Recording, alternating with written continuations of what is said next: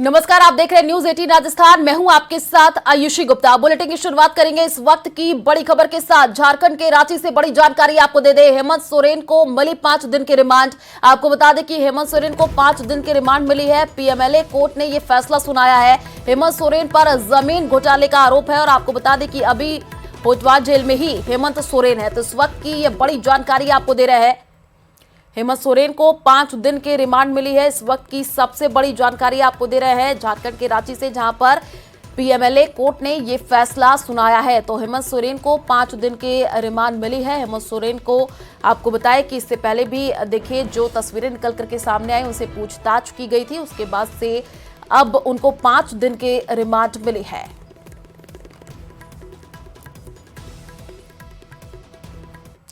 झारखंड में नई सरकार का गठन और चंपई सोरेन ने सीएम पद की शपथ ली है। आपको बता दें कि झारखंड के 12वें मुख्यमंत्री बने हैं और आलमगीर आलम ने मंत्री पद की शपथ ली है।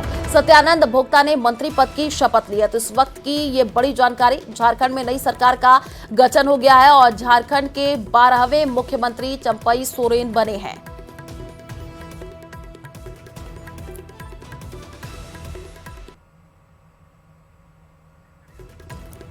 तो झारखंड के 12वें मुख्यमंत्री बने हैं। रांची से इस वक्त की बड़ी जानकारी आपको दे रहे हैं। ये तस्वीर भी हम आपको दिखा रहे हैं जब चंपई सोरेन मुख्यमंत्री पद की शपथ लेते हुए नजर आए और सत्यानंद भोक्ता ने मंत्री पद की शपथ ली है। झारखंड में नई सरकार का गठन हो गया है। इस वक्त की ये बड़ी जानकारी।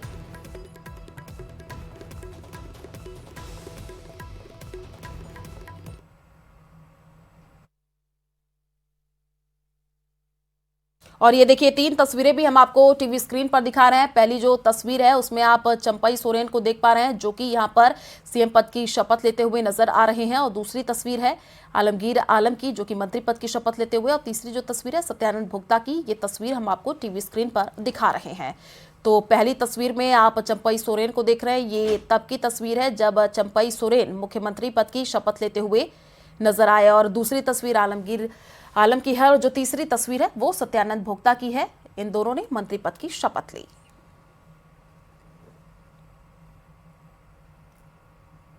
शुरुआत में जो किया है यहाँ का आदिवासी, यहाँ का मूलवासी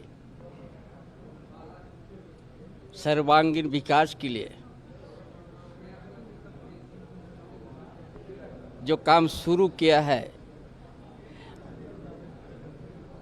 हेमंत बाबू ने, उसी काम को हम लोग गति देना है और समय पर हम लोग पूरा करके यहाँ के झारखंड की जनता की जो आशा आकांक्षा, उस आशा के अनुरूप हम लोग काम करेंगे।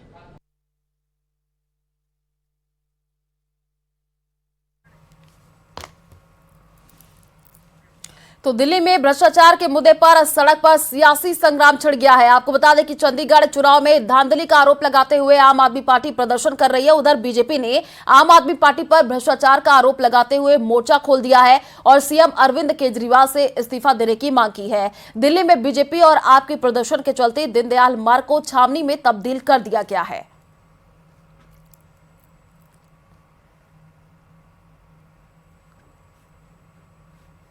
तो बीजेपी और आपका प्रदर्शन देखने को मिला है और तस्वीरें भी हम आपको दिखा रहे हैं। 2 तस्वीरें हैं टीवी स्क्रीन पर। पहला जिसमें देखिए आपका यहां पर प्रदर्शन और बीजेपी का भी प्रदर्शन यहां पर देखने को मिला है। करीब 1000 पुलिसकर्मी और पैरामिलिट्री फोर्स भी तैनात कर दिए गए हैं।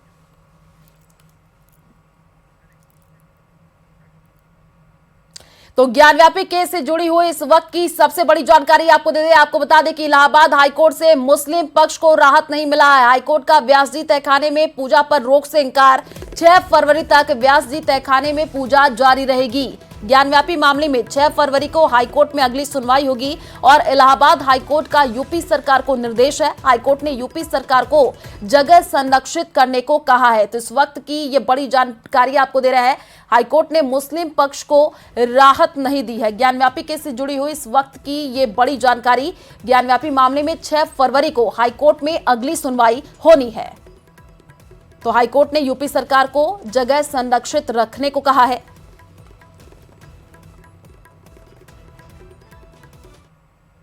ज्ञानव्यापी स्थित व्यास जी के तहखाने में पूजा की इजाजत के डिस्ट्रिक्ट कोर्ट के फैसले के खिलाफ अंजुमन इंतजामिया कमेटी ने आज वाराणसी बंद का ऐलान किया है। इस बंद का मिला जुला असर देखने को मिल रहा है। मुस्लिम इलाकों में बहुत सी दुकानें बंद हैं। आज जुमा होने के चलते पुलिस भी अलर्ट मोड पर है। ज्ञानव्यापी के आसपास सुरक्षा की खास बंदोबस्त किए गए हैं। आपको बता दें कि संवेदनशील इलाके में बड़ी संख्या में पुलिसकर्मी मुस्तैद कर दिए गए हैं।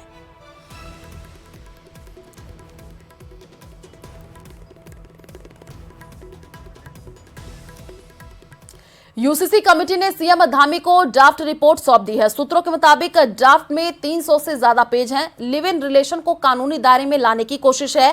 तलाक, मेंटेनेंस, विरासत जैसे मुद्दों पर फोकस किया गया है। लिव इन के लिए आधार कार्ड अनिवार्य होगा। यूसीसी ड्राफ्ट में क्या है, सूत्रों के हवाले से ये जानकारी। महिलाओं को पिता की संपत्ति में बराबर का अधिकार और ड्राफ्ट में 300 से ज्यादा पेज है। ये सूत्रों के हवाले से जानकारी मिली है। तलाक, मेंटेनेंस जैसे मुद्दों पर फोकस रहेगा। मुख्य सेवक सदन में आप सभी का स्वागत है, सबका अभिनंदन है। मेरे साथ हमारी अभी जिन्होंने कार्यभार संभाला है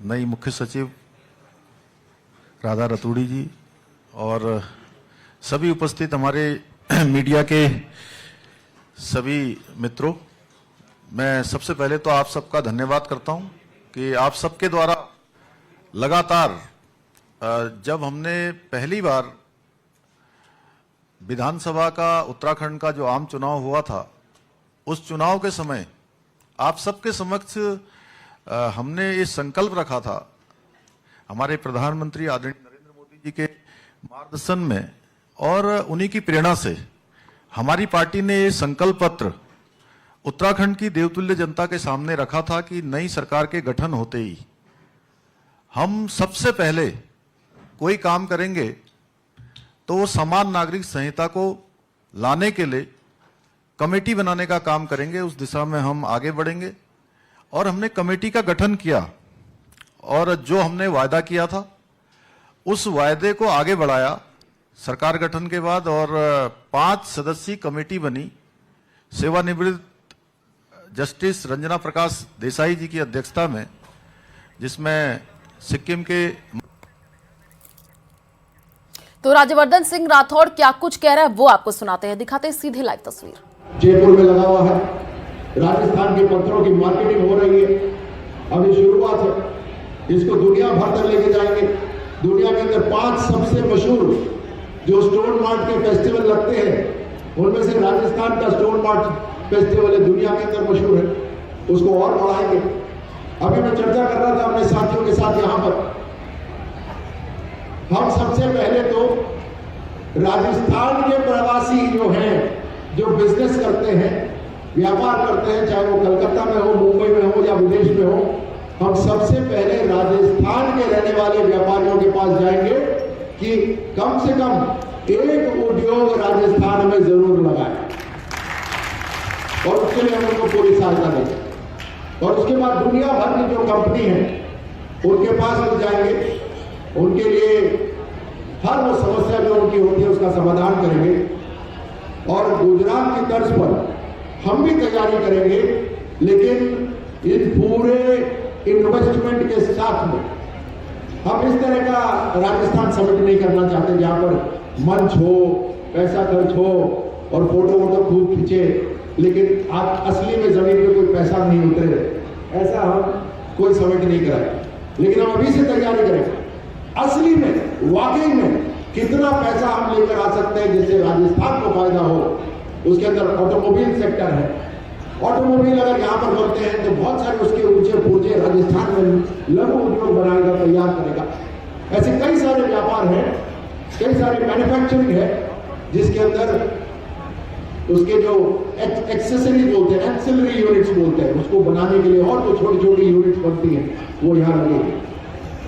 आपने जो समस्याएं यहाँ पर रखी अलग अलग औद्योगिक क्षेत्र की, उस समस्या को हम समाधान करेंगे जब हम साथ में बैठेंगे।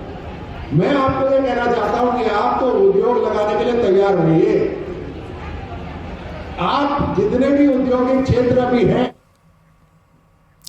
जोधपुर में शिक्षा मंत्री मदन दिलावर ने हिजाब, सूर्य नमस्कार और कोटा में छात्रों की आत्महत्याओं सहित कई मुद्दों पर प्रेस कॉन्फ्रेंस की। उन्होंने कहा कि हम हिजाब के खिलाफ नहीं है, लेकिन स्कूलों में एक तय ड्रेस कोड होता है और छात्रों को ड्रेस में ही आना चाहिए। और क्या कुछ उन्होंने कहा वो आपको सुनाते हैं। सूर्य नमस्कार करने की योजना बनाई है और उसमें सर्वाधिक हिंदुस्तान में सूर्य नमस्कार एक साथ हो राजस्थान में, ये वर्ल्ड रिकॉर्ड बनेगा। हम हिजाब के खिलाफ नहीं हैं। हिजाब एक नहीं, 2 पहने, 3 पहने, 4 पहने, हमें कोई लेने देना नहीं। कोई लुगड़ा पहने, कोई साड़ी पहने, कुछ भी पहने। हम तो इस बात के जो सरकार के नियम बने हुए हैं कि विद्यार्थियों को अपनी गणवेश में या ड्रेस में ही जाना चाहिए, उसको हम पुख्ता कर रहे हैं। इसके लिए हम सब दोषी हैं,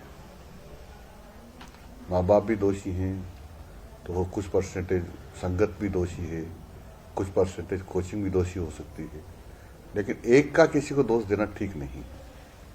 माँ बाप का अपेक्षा ये है कि वो डॉक्टर इंजीनियर ही बने, उसकी रुचि नहीं है, फिर भी जबरदस्ती उसको डाल दिया है। तो कई बच्चे अपने सुसाइड में लिखे गए हैं।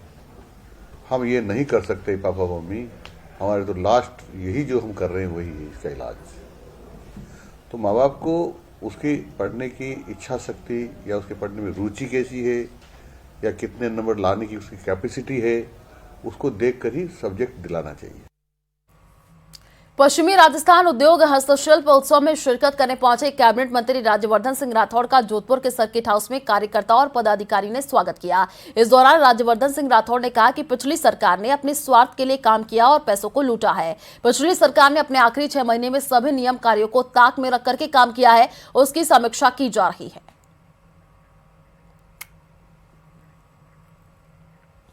अजमेर में राजस्थान के जल संसाधन मंत्री सुरेश सिंह रावत का रूपनगढ़ की जनता के द्वारा नागरिक अभिनंदन किया गया। इसके साथ ही श्री रावत ने सामुदायिक चिकित्सालय में विकास कार्यों का शुभारंभ किया। वहीं सामुदायिक चिकित्सालय में सोनोग्राफी मशीन तथा मॉड्यूलर लेबर रूम के आरंभ होने से उपचार में आसानी रहेगी।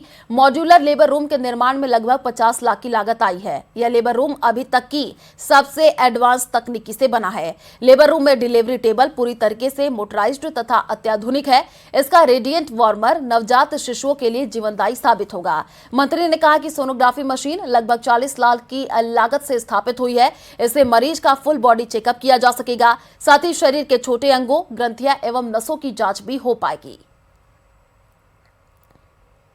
और अगली खबर जोधपुर से है। राजस्थान के सहकारिता मंत्री गौतम कुमार का सर्किट हाउस पहुंचने पर जोरदार स्वागत हुआ है। सहकारिता मंत्री लघु उद्योग भारती के हस्तशिल्प मेले में शिरकत करेंगे और मीडिया से बातचीत के दौरान विगत 1 साल के सरकार के कामों की समीक्षा पर बयान दिया। उन्होंने कहा कि आनन फानन में जारी किए गए आदेशों की समीक्षा होगी।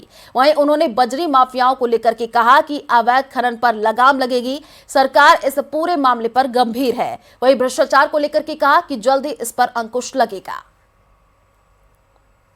पिछले साल के जो कार्यकाल है, पिछले 1 साल का जो कार्यकाल है, जिस तरह से अंधाधुंध घोषणाएं की गई, बिना बजटीय प्रावधान के घोषणाएं जो कुछ शिकायतें भी सामने आई हैं कुछ जगह घोटालों की, उनके लिए एक मंत्रिमंडलीय कमेटी बना करके उन सब कामों की समीक्षा भी की जाएगी और जो घोटाले अगर हुए हैं तो उनकी जांच करके दोषियों को दंडित करने का काम इस आदरणीय मुख्यमंत्री जी भजन लाल जी की। तो खैरथल जिले के तिजारा में तिजारा विधायक बाबा बालकनाथ लोगों की जन समस्याएं सुनने के लिए पहुंचे। लोगों ने इलाके में बढ़ती चोरी, बिजली पानी की समस्याएं सुनाई। बाबा बालकनाथ ने अधिकारी को जल समस्याओं के निस्तारण के निर्देश दिए। साथ ही कहा कि लापरवाही बर्दाश्त नहीं की जाएगी। जनता का समय पर काम हो, ये हमारी प्राथमिकता होनी चाहिए। जन सुनवाई के दौरान उपखंड अधिकारी अनूप सिंह, जलदाय विभाग सहायक अभियंता भानु यादव, पंचायत समिति के प्रधान जयप्रकाश यादव समेत कई अधिकारी मौजूद रहे।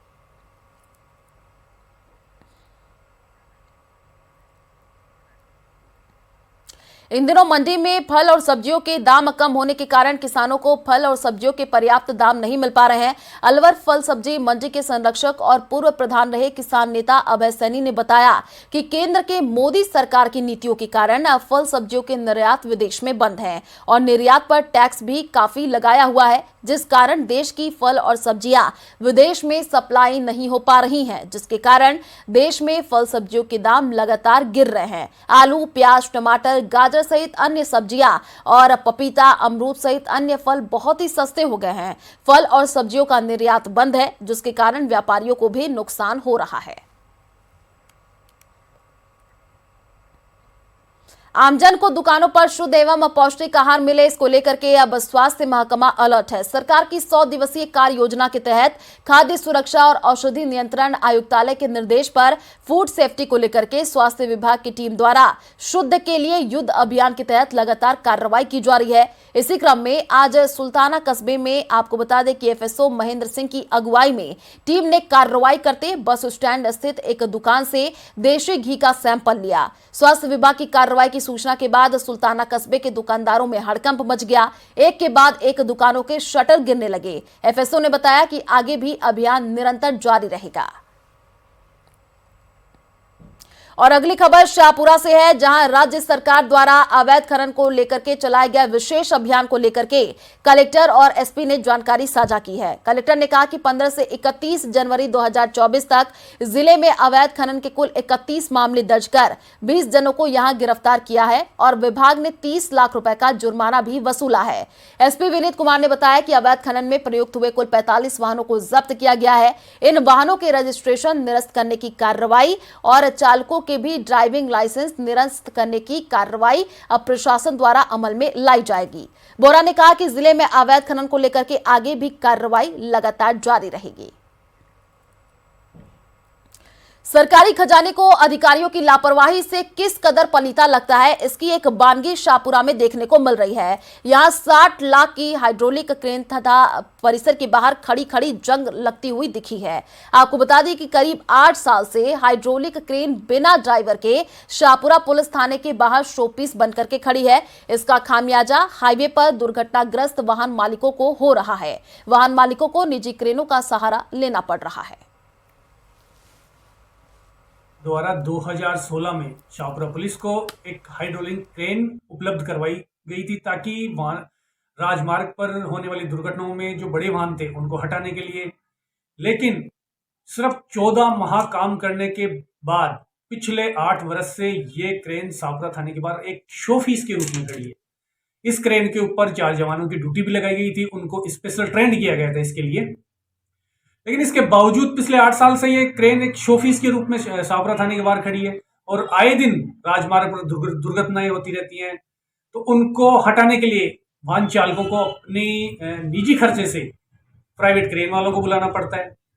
तो मेरी आप लोगों से गुजारिश है कि अतिशीघ्र इस क्रेन को सुचारू रूप से चालू करवा कर वाहन मालिकों को राहत प्रदान करें।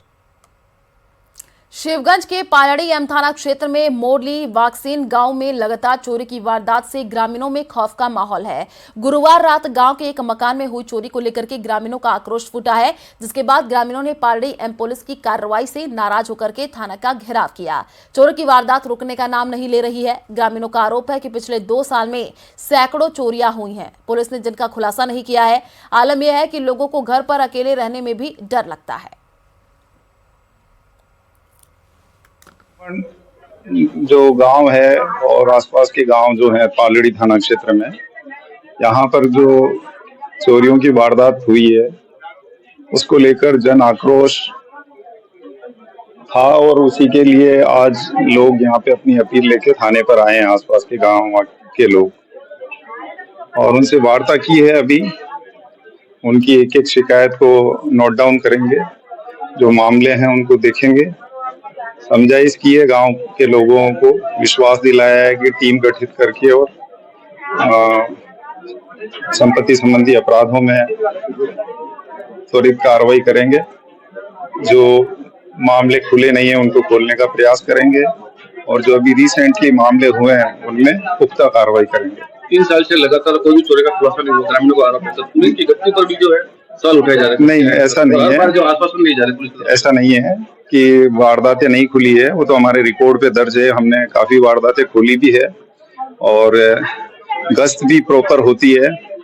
जिले में श्रीमान एसपी साहब ने समस्त डिप्टी एसपी जो पांचों हैं उनकी भी गश्त लगा रखी है और नीचे तक सब इंस्पेक्टर तक सब लोग प्रतिदिन गश्त में प्रभारी रहते हैं और गश्त प्रॉपर हो रही है। चंदवानी इलाके में हाईवे पर निम्स यूनिवर्सिटी के पास सरकारी जमीन पर भू माफियाओं के अवैध अतिक्रमण को जेडीए ने अब यहां पर कार्रवाई की है। बहाव क्षेत्र और सरकारी जमीन पर कार्रवाई पर जेडीए ने कार्रवाई करते हुए जेसीबी की मदद से अतिक्रमण को हटाया। जानकारी के अनुसार बहाव क्षेत्र में सड़क, लोहे के जाल, डिवाइडर बना करके अतिक्रमण किया गया था। शिकायत पर जेडीए के दस्ते ने मौके पर पहुंच करके नापजोख करके अतिक्रमण हटाया।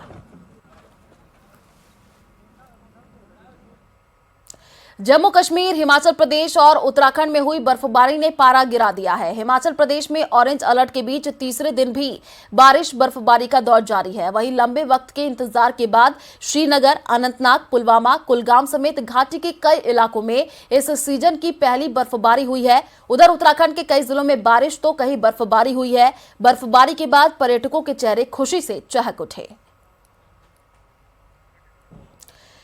तो हिमाचल प्रदेश के ऊंचाई वाले क्षेत्रों में बर्फबारी से सैलानियों और कारोबारियों के चेहरे खिल गए हैं। स्थानीय लोगों के मुताबिक बर्फबारी से शुष्क मौसम से राहत मिलेगी। वहीं बर्फबारी के चलते कई मार्ग बंद होने से लोगों को रोजमर्रा की जरूरी चीजों के लिए परेशान होना पड़ रहा है।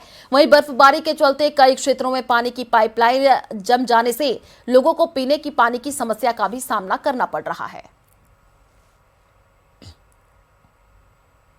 जम्मू कश्मीर के कई जिलों में गुरुवार को मौसम ने अचानक से करवट ले ली। प्रदेश के कई जिलों में बारिश और बर्फबारी हुई है। इस दौरान माता वैष्णो देवी मंदिर भी बर्फबारी के बाद सफेद चादर में लिपटा हुआ नजर आया।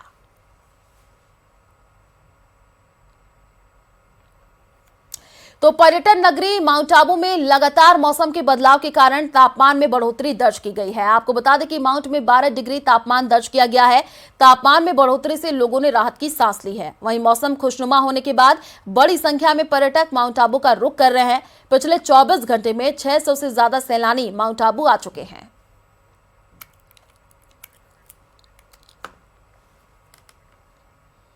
तो चले फिलहाल इस बुलेटिन में इतना ही। बाकी खबरों के लिए आप देखते रहिए न्यूज़ 18 राजस्थान। नमस्कार।